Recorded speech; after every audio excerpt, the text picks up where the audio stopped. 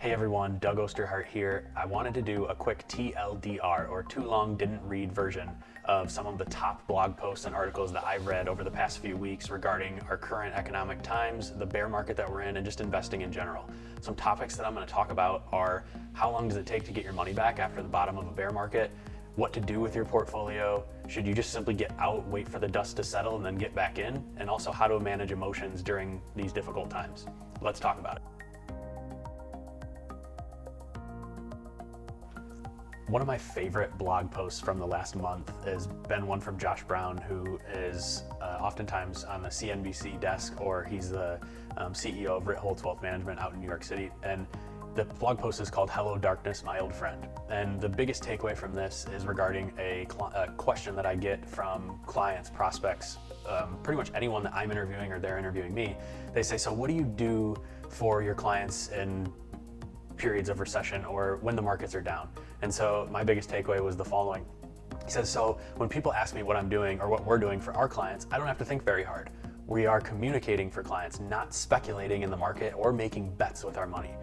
We have a rules-based strategic asset allocation portfolio, and that tells us to rebalance using mathematics. So we're not trying to participate in, or anticipate rather, the next shoe to drop, or which stock looks the most discounted, or any of that. The biggest quote here is, you set the rules in advance for your portfolio at a time where you have no emotions, so that you're not succumbing to emotions and trying to guess at what to do in an environment like this. That's a huge takeaway for people.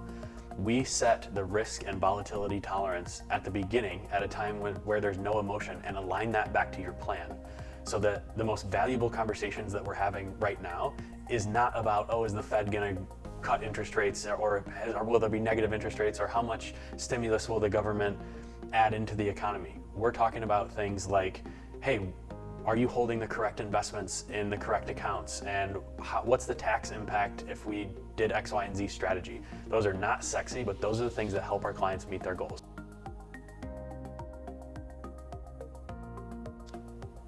Earlier this month, Ben Carlson did another post about how long does it take to get your money back after the bear market bottoms out. And the summary on this one is really interesting. Obviously, the Great Depression skews things, and I'll leave the link to the article here in the notes. But he basically mentions that the longest break-even in the modern era, which he considers to be post-World War II, was actually the aftermath of the dot-com crash back in 99 to 01, and it took 4 years in total. He mentioned that the recovery from the Great Recession, where the stock market went down 56%, was 3 years. So he says the average break-even since 1928 was 26 months, or just over 2 years. However, that's from 1928. He says in the modern era, the average was just shy of 17 months, or about a year and a half, to get back to even.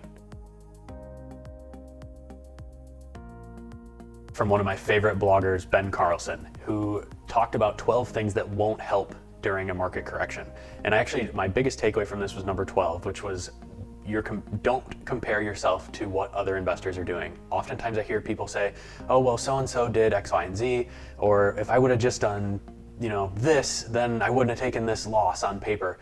But it's tough, because every single investor has a different time horizon, a different risk tolerance, a different volatility tolerance. So one of the worst things you can do is compare yourself to what other people are doing.